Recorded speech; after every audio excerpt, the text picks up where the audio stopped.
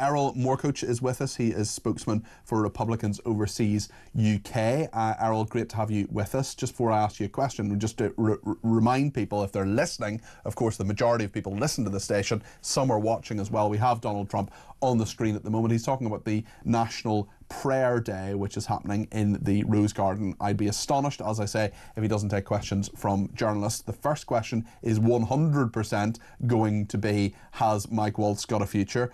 We are hearing speculation and reports, certainly from trusted news outlets. Some trust them, some don't, like CBS and Reuters, for example, the big news agency, saying that Mike Waltz is gone. What's your reaction if that in fact is the case, Errol? Obviously we have to wait and see what happens, but it looks as if that's the case. Yeah, it does look like that's the case. That's what I'm hearing from my friends in Washington, and it's something that I think they took their time. They made sure that they looked at the entire situation, looked at who added the journalist to that chat, because that was a tier one boneheaded move. Nobody can defend such a colossal mistake. But then what really got him into trouble was that the people that he hired under him ended up being exposed, and I use that term loosely, but they were demonstrated to be potentially not anti-Trump, but not fully on board, or they had said some things that were against him. There was people who he hired who their loyalty was in question. As we hear with Trump a lot, loyalty really matters, especially yep. Contrasting from Trump 1.0 to 2.0. And Trump never has been one to hold back with a firing. He believes in turnover. He believes in excellence. And when he doesn't get it, he removes you.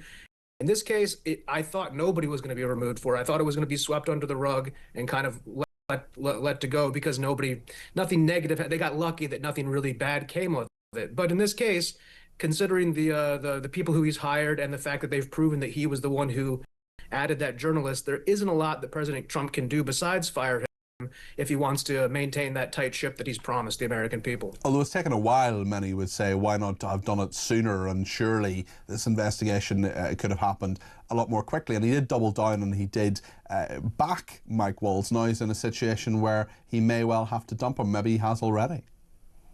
Yeah, I would say that I actually am happy with that, and I'm okay with the fact that they took a couple of weeks to really get the final verdict, because you do have to do some forensics, as light touch as that might be, to figure out who added them, and also you have to look at the entirety of the situation, look at who the man is. Pete Hegseth, for example, he was involved in that chat. He's the Secretary of Defense. They could have put the hammer down and said, hey, you're the biggest guy in the room that goes with you, but they looked at the entirety of it and they said, well, now here is the weak link, and we're going to have to cut out that part of the situation. I feel bad for him in some respects. He wasn't anti-Trump or anything, but when you make a mistake like that, adding a journalist to a sensitive group chat, I mean, I work in the defense industry. If I made a mistake like that on the corporate side, I'd be out. And Donald Trump but you'd probably be out faster than Mike Waltz was.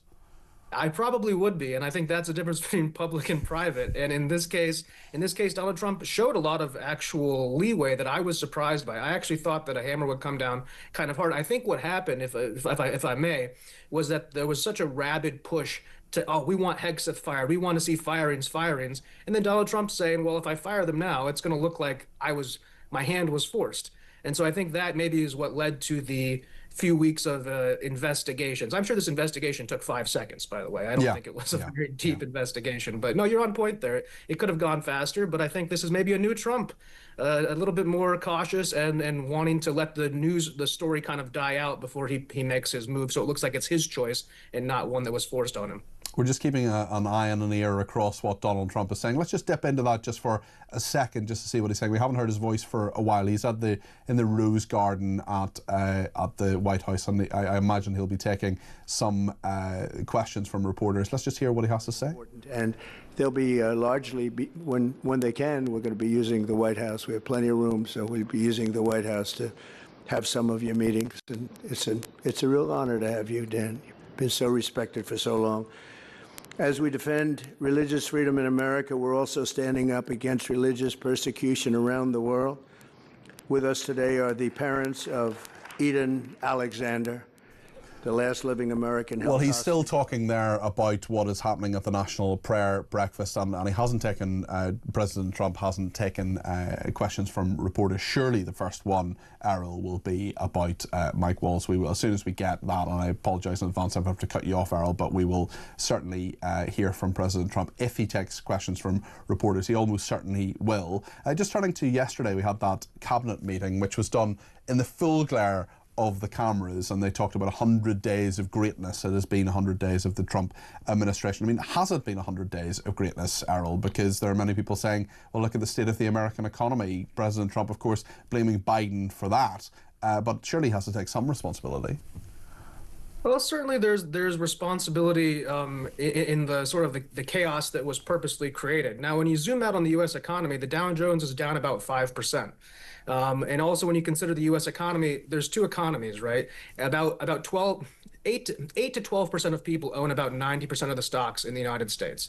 And then the next 40% own 10%, and the bottom 50% own nothing. So when you talk about the economy to them, the stock market movement, the volatility for the transnational equity holders isn't what affects them.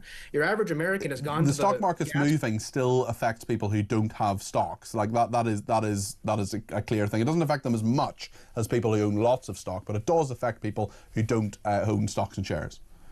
It certainly does in terms of the general sentiment, but I would point to the fact that petrol prices across the country, outside of every state besides California, have come down. Inflation has ticked down, and the cost of food internally has ticked down. And so that's the uplift that the majority of Americans are seeing. In addition, when you shut down the U.S. border from hundreds of thousands of crossings a day to just a mere few hundred or less, Donald Trump citing 3, that's a huge thing that the American voter voted for and wanted to see. And keep in mind, we won the working class vote for the first time since the 60s. So we made promises to Detroit, especially Michigan, who voted for us, that we would put these tariffs, especially to protect the auto workers. And you saw the CEO of Ford coming out saying, we support this. This is the most pro-American business idea possible. Now, there will be tears before bedtime. There is volatility, but inside of volatility, there's also opportunity. And while people do have 401ks and whatnot, people are supposed to be riding those through volatility. So unless you're actively day trading your 401k, you probably didn't feel anything. The retirement fund to people who perhaps don't know what a 401k is. No, yeah, a retirement fund, and oftentimes those are pension driven, and a lot of those are very well hedged to protect against inflation, but you also don't get the huge uplift. Okay. So I would say that the sentiment in the U.S. is actually quite strong for the majority of people who are not day trading stocks. Okay, Errol, thank you for your thoughts there. Erol Morkoc there. Still nothing from